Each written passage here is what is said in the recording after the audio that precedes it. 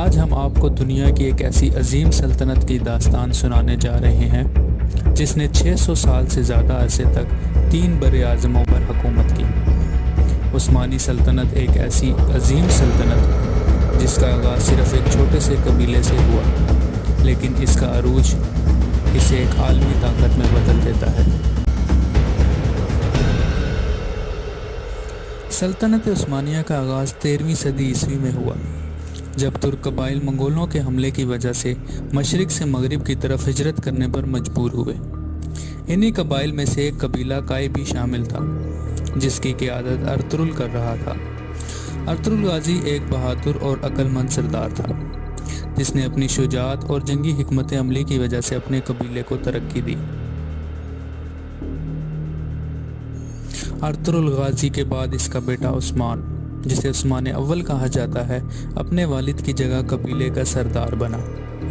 عثمان غازی کی حکمت عملی اور فوجی مہارت نے اسے اناطولیہ کے مختلف علاقوں پر قابض کر دیا، اور اس طرح عثمانی سلطنت کی بنیاد رکھی گئی۔ عثمانی سلطنت کا حقیقی عروج 1453 میں اس وقت ہوا جب سلطان محمد فاتح نے قسطنطنیہ فتح کیا۔ یہ وہ تاریخی لمحہ تھا جب بازنطینی سلطنت کا خاتمہ ہوا اور عثمانی سلطنت نے اپنی طاقت کو براعظم یورپ اور ایشیا تک پھیلانا شروع کیا۔ سلطان محمد فاتح کی دانشمندانہ حکمت عملی اور جدید فوجی ٹیکنالوجی کے استعمال نے عثمانی فوج کو ناقابل تسخیر بنا دیا۔ قسطنطنیہ کو فتح کرنے کے بعد عثمانی سلطنت کا دارالحکومت استنبول بنایا گیا، اور سلطان محمد نے وہاں عظیم الشان عمارتوں کی تعمیر شروع کی۔ یہ شہر اسلامی دنیا کا ایک اہم علمی اور ثقافتی مرکز بن گیا۔ سلطان سلیمان قانونی کے دور حکومت کو عثمانی سلطنت کا سنہری دور کہا جاتا ہے۔ 1520 سے 1566 تک ان کی حکومت کے دوران عثمانی سلطنت نے نہ صرف اپنی سرحدوں کو وسعت دی، بلکہ علمی، ثقافتی اور عدالتی ترقی بھی حاصل کی۔ سلطان سلیمان کو ان کی عدلیہ اصلاحات اور اسلامی قوانین کے نافذ کی وجہ سے قانونی کا لقب دیا گیا۔ ان کے دور میں سلطنت عثمانیہ نے مشرقی وسطی، شمالی افریقہ اور جنوب مشرقی یورپ میں اپنی طاقت کو مزید مضبوط کیا۔ اس دور میں عثمانی فوج دنیا کی سب سے زیادہ تربیت یافتہ اور مضبوط فوج سمجھی جاتی تھی۔ عثمانی سلطنت کا دور صرف جنگوں اور فتوحات تک محدود نہیں تھا، بلکہ اس دور میں فنون، تعمیرات اور ثقافت نے بھی غیر معمولی ترقی کی۔ عثمانیوں نے اسلامی فنون کو ایک نئی جہت دی۔ استنبول میں تعمیر ہونے والی عظیم عمارتیں آج بھی عثمانیوں کی شاندار فن تعمیر کی گواہی دیتی ہیں۔ خطاطی، مصوری اور شاعری میں بھی عثمانیوں نے نئی اسالیب متعارف کرائے، جو بعد میں پورے اسلامی دنیا میں مشہور ہوئے۔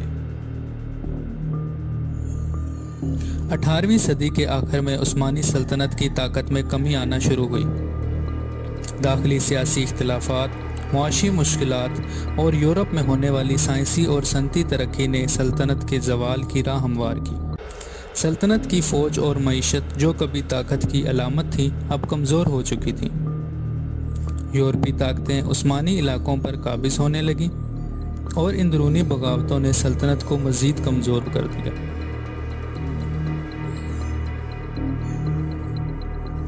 پہلی جنگ عظیم کے دوران عثمانی سلطنت نے جرمنی کی حمایت کی، لیکن اس جنگ میں شکست نے سلطنت کے خاتمے کو قریب کر دیا۔ 1922 میں مصطفیٰ کمال اتاترک نے سلطنت عثمانیہ کا خاتمہ کر دیا اور جدید ترکی کی بنیاد رکھی۔ یوں 600 سال سے زائد عرصے تک قائم رہنے والی یہ عظیم سلطنت اپنے اختتام کو پہنچی۔